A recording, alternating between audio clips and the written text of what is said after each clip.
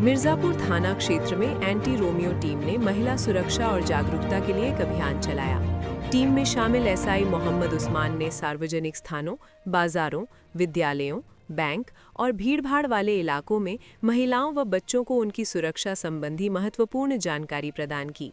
अभियान के तहत एंटी रोमियो टीम के सदस्यों ने महिलाओं और किशोरियों को विशेष रूप से विमेन पावर लाइन नंबर 1090 के बारे में जागरूक किया। उन्हें बताया गया कि छेड़छाड़, अभद्र व्यवहार या किसी भी प्रकार की असुविधा उत्पन्न होने पर वे बिना किसी डर या झिझक के इस नंबर पर शिकायत दर्ज करा सकती हैं। ये सेवा पूरी तरह गोपनीय है और शिकायतकर्ता की पहचान सुरक्षित रखी जाती है। इसी क्रम में बच्चों की सुरक्षा को ध्यान में रखते हुए टीम ने चाइल्ड हेल्पलाइन नंबर 1098 की जानकारी भी साझा की।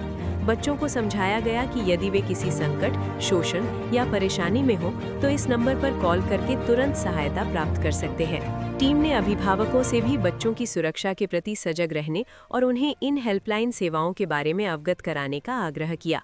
अभियान के दौरान एंटी रोमियो टीम ने क्षेत्र में संदिग्ध व्यक्तियों की सघन चेकिंग भी की। सार्वजनिक स्थलों पर अनावश्यक रूप से घूम रहे एवं संदिग्ध गतिविधियों में लिप्त पाए गए व्यक्तियों से पूछताछ की गई और उन्हें सख्त चेतावनी दी गई कि भविष्य में इस प्रकार की हरकतें बर्दाश्त नहीं की जाएंगी। पुलिस की इस सक्रियता से क्षेत्र में सुरक्षा व्यवस्था को और अधिक मजबूत बनाने का संदेश गया। कस्बा गंगोह में केंद्रीय माध्यमिक शिक्षा बोर्ड सीबीएसई द्वारा घोषित कक्षा 10वीं के परीक्षा परिणामों में सिल्वर ओक पब्लिक स्कूल के विद्यार्थियों ने उत्कृष्ट प्रदर्शन करते हुए विद्यालय का नाम रोशन किया है। विद्यालय का परीक्षा परिणाम इस वर्ष भी 100% रहा। विद्यालय की प्रतिभाशाली छात्रा सूफिया हाशिम ने 97% अंक प्राप्त कर विद्यालय में प्रथम स्थान हासिल किया। इसके अलावा शायमा ने 94.8%, देवांशु ने 94.4%, विनय मित्तल ने 93%, शिवांश गिरी ने 92.2%, रिद्धि ने 92% तथा अंकित ने 90.8% अंक प्राप्त कर टॉप सूची में स्थान बनाया।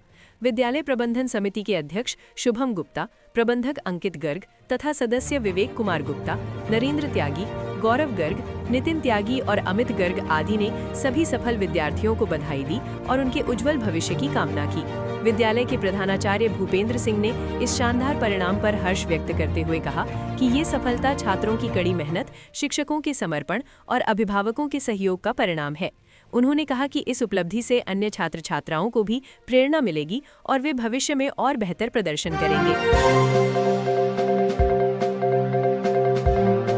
ओलावृष्टि से फसल नुकसान पर किसानों को राहत, विधायक कीरत सिंह ने बांटे मुआवजा प्रमाण पत्र। सहारनपुर कस्बा गंगोह में आयोजित एक कार्यक्रम के दौरान हाल ही में हुई ओलावृष्टि से प्रभावित किसानों को मुआवजा प्रमाण पत्र वितरित किए गए। इस अवसर पर विधायक कीरत सिंह ने लगभग 375 किसानों को फसल क्षति के प्रमाण पत्र प्रदान किए।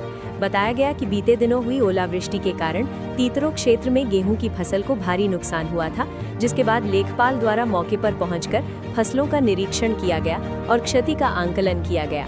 उसी आधार पर पात्र किसानों को मुआवजा प्रमाण पत्र दिए गए।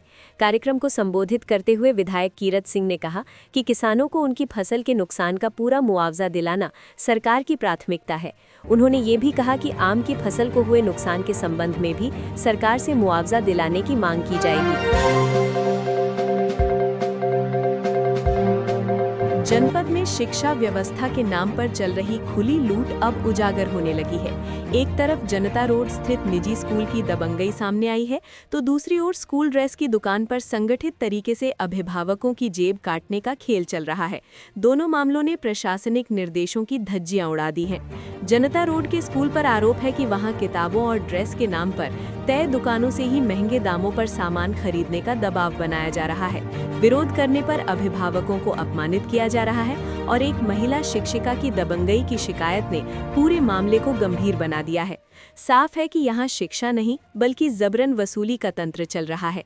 जल्द ही उक्त स्कूल की जांच कराई जाएगी। बताया जा रहा है कि नियमों के विरुद्ध भी स्कूल का संचालन हो रहा है।